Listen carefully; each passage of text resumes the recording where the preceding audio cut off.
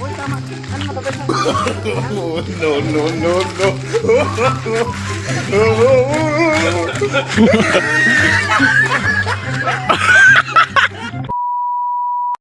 For today's video nga guys, kakatapos lang ng simba namin at kakatapos lang din namin kumain ng rambutan at lansunis. Kaso lang nga po nakulang kami sa aming kinain. Kaya naman nagyayaan kami na pumunta pa ng San Vicente Rojas Oriental Mindoro para magpakasawa sa pagkain ng rambutan. At ayan na nga, nagbabiyahe na kami papuntang Rojas. At kung nakikita nyo po ang kalangitan ay parang uulan pa. Pero sabi nga namin okay lang umulan basta magpakasawa kami ng rambutan. Pero syempre joke lang, baka masabihan nyo pa kami ng matakaw.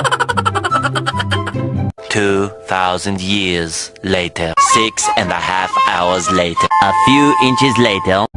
At pagkatapos nga ng aming mahabang paglalakbay, ito agad ang bumungad sa amin. Tuwang-tuwa nga kami sa mga oras na yan kasi sa amin medyo may kamahalan pero dito pinapamigay lang.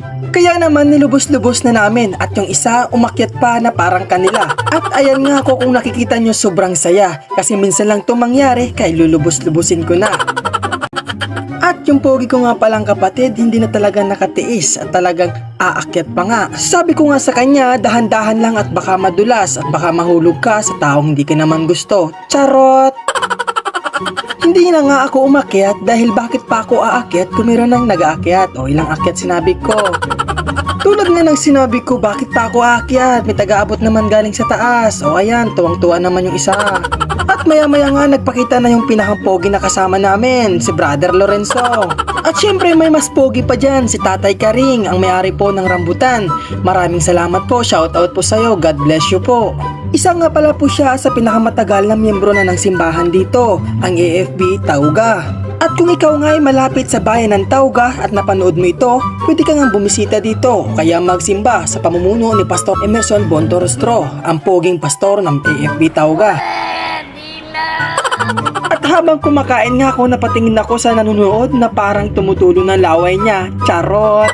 At dahil nga ngayon lang ito nangyari, sabi nga nila, focus sa goal, kaya naman lulubos-lubusin na to. Lumapit na nga ako sa kamera at para naman makita nyo ang rambutan na kinakain ko. At kung ikaw nga ay naiinggit sa kinakain ko, pumili na lang kayo at baka naman mura lang ang kilo dyan sa inyo. At talaga namang tuwang-tuwa ang Bebe Loves ko. Sabi nga ni Kabahag, ang saya-saya.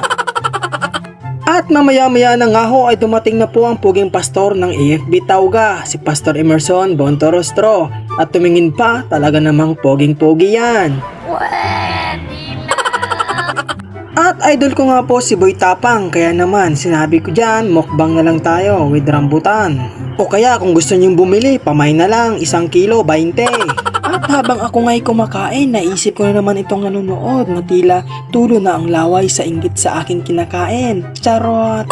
At dahil nga ako lang nag-iisa kumain kanina, nagaya na ako ng kasama at kumuha na rin ako ng upuan ko at aming mapestuhan na at maubos na to.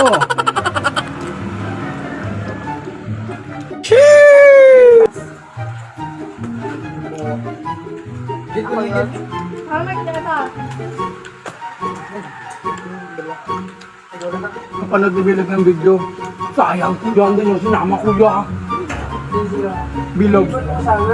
At mamaya-maya nga ho habang kami kumakain ay umaambon na ho. Kaya naman nagpasilong na sila pero ako, focus lang sa goal. Okay lang umulan basta maraming rambutan. May kasabihan nga ang mga dalok na katulad ko, di baling umuulan basta maraming rambutan. At kung akala nyo nga dito na nagtatapos ang bidyong ito, nagkakamali kayo. Pupunta pa po kami sa maraming rambutan na puno. Kaya tara, let's go! At bago nga kami makarating sa aming pupuntahan, dumaan po muna kami ng Kawayan Bridge, Kawayan na Tulay. Hindi ko nga alam ho kung tama tong aming dinadaanan, pero alam ko tama yan, basta kasama ko siya. Charot! Uy, sana all! Sana all! Ganto nga pala ang tamang pagkuha ng rambutan. Dapat may kasama, may ka-holding hands. Charot! At habang naglalakad nga kami sa malayo pa lang nakakatakam na ang mga rambutan, namumula na parang mga bulaklak. At grabe naman talaga ang bunga ng rambutan dito na parang ayaw na namin umuwi kasi kahit nakatayo pwede kang kumuha. At sabi ko nga kanina pa, focus sa goal, kaya naman sinimulan na namin kumuha, nanungkit na kami at nilagay na namin sa lagayan namin. At hindi ko nga ho alam na para bang may side effect ang rambutan dito na parang nagkakaroon kami ng kung ano-anong iniisip.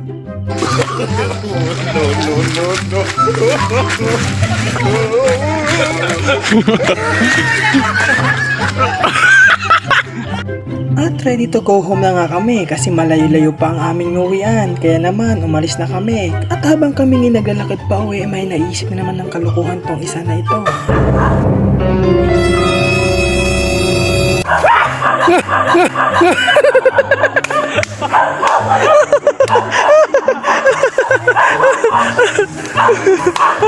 At yun lamang po, paki-comment naman po kung hanggang saan pumunta ang bidyong ito. Salamat!